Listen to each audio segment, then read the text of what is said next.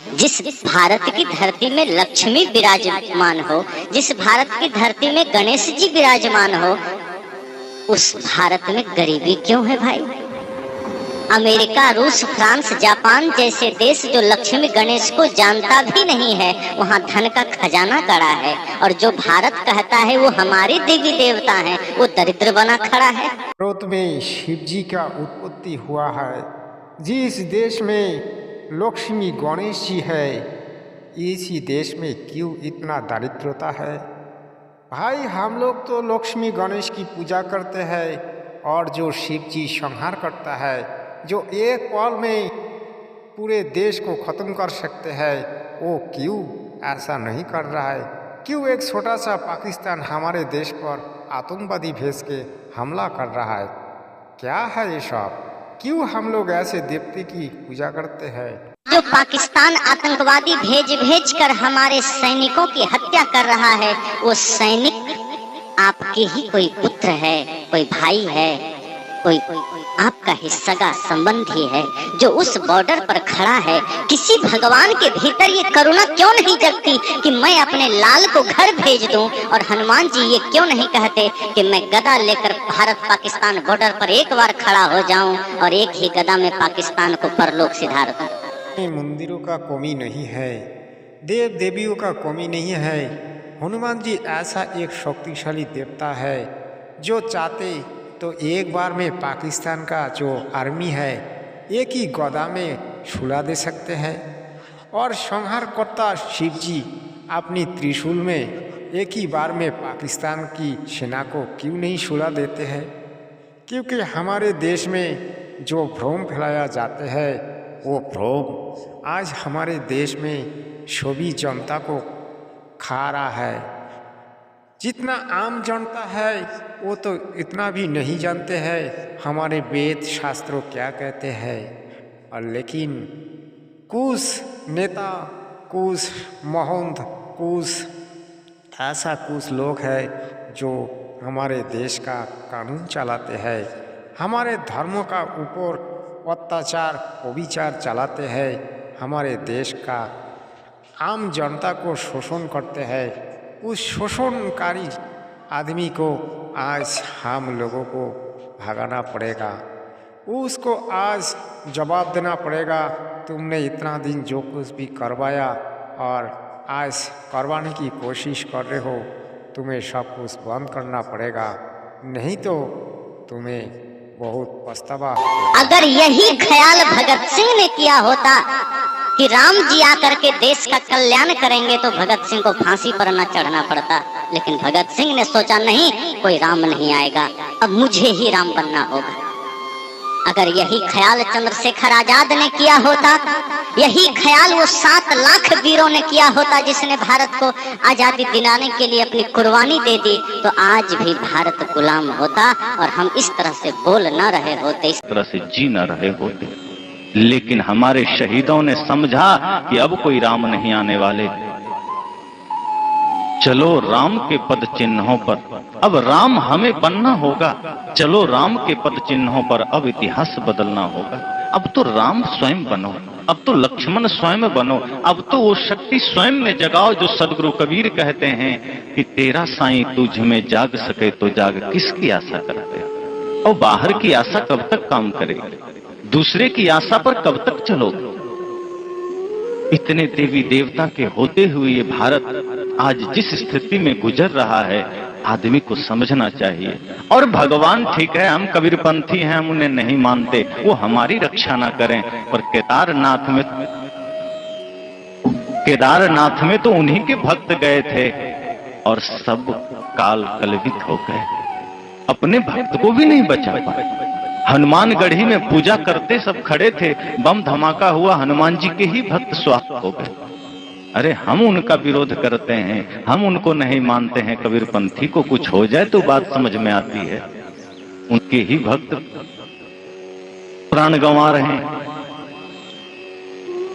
एक तरफ से आप देखिए, जिस जम्मू कश्मीर की हालत इतनी खराब है, वहीं अमरनाथ है, वहीं उधर ही वैष्णव देवी है, शिवजी का बहुत बड़ा तीर्थ अमरनाथ उसी जम्मू कश्मीर में है। लेकिन वो जम्मू कश्मीर आज सबसे ज्यादा असुरक्षित है। जिस देश में इतने सारे भगवान हों, जिस देश के एक एक घर में इतने सारे भगवान हों, वो देश इतना कंगाल कैसे हो सकता है? हमें सोचना होगा। जिन महापुरुषों ने हमें जगाने का प्रयास किया, जिन संतों ने हमें जगाने का प्रयास किया, हमने उन्हें ध्यान ही नहीं दिया। कभी इसी धरती पर महात्मा बुद्ध आकर के हमें झकझोरते हैं कि बाहर किधर दृष्टि डाल रहे हो, अपने भीतर की शक्ति को जगाओ, अपने भीतर के प्रकाश को जगाओ। अत्ता ही अत्तनो नाथो को नाथो परोशिया। बुद्ध ने कहा आत्मा ही आत्मा का स्वामी है, आत्मा का दूसरा स्वामी कौन हो सकता? लेकिन बुद्ध की बात हमें पसंद नहीं आई। महावीर आकर कहते हैं कि तुम परमात्मा हो, उनकी बात हमें पसंद नहीं आई। सदगुरु कबीर कहते हैं कि तू ही परमात्मा है, उनकी भी बात हमें पसंद नहीं आई। अगर सदगुरु कबीर की बात पसंद आ जाती, बुद्ध की बात पसंद आ जाती, तो ये भारत आज इतना निकम्मा नहीं होता। ये भारत जो कंगाल है, आज भारत जो गरीब, इसका कारण यही भगवानवाद है जो आदमी को निकम्मा बना दिया। तो कोई मेहनत करना भी चाहता है तो ये तथाकथित धर्मगुरु कहते हैं अरे कुछ करने की आवश्यकता नहीं, बस एक बार भगवान का नाम ले लो काम बन जाएगा, और वो आदमी निकम्मा हो जाता है। जो कुछ करना भी चाहता है, ये भगवानवाद की जो बातें हैं उसको निकम्मा बना देती है। सदगुरु कबीर व्यक्ति को कर्मठ बनाते हैं। महात्मा बुद्ध ने व्यक्ति को कर्मठ बनाने की चेष्टा की, पुरुषार्थवादी बनाने की चेष्टा की कि बिना आपके किए कुछ नहीं होगा, और बाहर कोई परमात्मा, कोई भगवान आपकी सुरक्षा नहीं कर सकता। आप गलत करते हैं, उसकी सजा आपको मिलेगी। आपने गलत किया है, उसका दंड आपको भुगतना होगा। कोई भगवान के मंदिर में जाकर माफी मांगने से वो सजा कम नहीं होगी। लेकिन हमारी साधना चलती है मंदिरों में, और बड़े जोरों से चलती है। आज देखिए बड़े बड़े मंदिर में पुजारियों की कोई कमी नहीं है, लेकिन जितने बड़े पुजारी उतने बड़े ठग, और जो जितना बड़ा ठग होगा वो उतने जोर से घंटी बजाता है ताकि बगल से गुजरते हुए आदमी को लगे कि ये बड़ा पुजारी है। जो पुजारी होगा वो दूसरों को दिखाने के लिए घंटी थोड़े बजाएगा। जब कोई नहीं होता है तो वही आदमी धीरे धीरे ओम नमः शिवाय बोलता है। वो आदमी धीरे धीरे ओम जय जगदीश हरे बोलता है, और देखता है दो चार आदमी की भीड़ आ रही है तो जल्दी जल्दी ओम नमः शिवाय शुरू हो जाता है, ताकि लोग समझ सकें कि बड़ा ध्यानी आदमी है, बड़ा भक्त आदमी है। लेकिन भक्ति है कहां? मुख में राम और बगल में छुरी।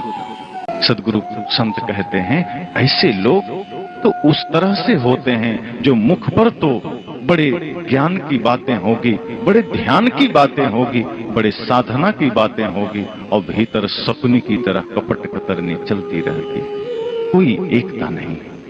इसलिए मैंने कहा अगर आंखें हैं, अगर नेत्र है, तो हम हर जगह उस परमात्मा को देख सकेंगे। माता में, पिता में, छोटे छोटे बच्चों में, छोटे छोटे जीवों में, यूं कहें संपूर्ण सृष्टि में। खाओ काही पर घालो, जित देखो तित प्राण हमारो। किस चोट करना, जहां देखो वहां अपना ही तो प्राण है। ज्ञान की दृष्टि पैदा करनी पड़ेगी, और वो दृष्टि यही सत्संग से मिलेगी। दुनिया भर के बाजारों में घूमने से वो दृष्टि नहीं मिलेगी। हमारी दृष्टि बदलेगी। जो वर्तमान हमारी दृष्टि है, जिस दृष्टि से हम जगत को देखते हैं, जो जगत हमें बड़ा ही सुंदर रमणीय लगता है, प्यारा लगता है, उस जगत में जब हम थोड़ी सी दृष्टि का अंतर करेंगे, उसी जगत की सच्चाई का बोध हमें होगा। जैसा आप देखते हैं अभी हमारे सामने कैमरा है। ये कैमरा हमारी तस्वीर ज्यों की त्यों ले रही, जैसा मैं हूं वैसा ही वो उतार रहा है, कोई अंतर नहीं है। आप देखेंगे सामने से जो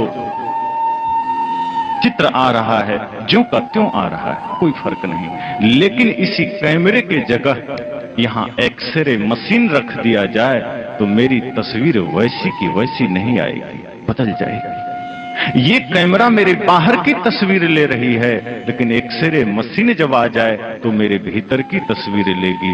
इसी तरह से ये जो आंख है ये बाहर जगत को देखती है, लेकिन ज्ञान और विवेक की जो आंख है वो जगत की सच्चाई को देखती है। इसलिए वो आंख, वो दृष्टि आवश्यक है, और वो दृष्टि संतों के संग, वो दृष्टि गुरुजनों के संग। इसलिए सत्संग आवश्यक है, इसलिए ज्ञान आवश्यक है। और वो सत्संग, वो ज्ञान एक क्षण के लिए नहीं, 2 घंटे के लिए नहीं, 5 मिनट के लिए नहीं, वो सत्संग तो हमारे सांसों में बस जाए, वो ध्यान तो हमारे सांसों में बस जाए। ऐसा नहीं कि 2 घंटे सत्संग किया और हो गया, ऐसा नहीं कि 1 घंटा ध्यान किया और हो गया। उठत बैठत कबहू न छूटी, ऐसी तारी लागी। सदगुरु कबीर कहते हैं सांसों में वो सत्संग समा जाए, ध्यान समा जाए सांसों में। कोई आदमी ये नहीं कहता कि मेरे पास टाइम नहीं है, मैं सांस बाद में लूंगा। कोई ऐसा कहता है क्या?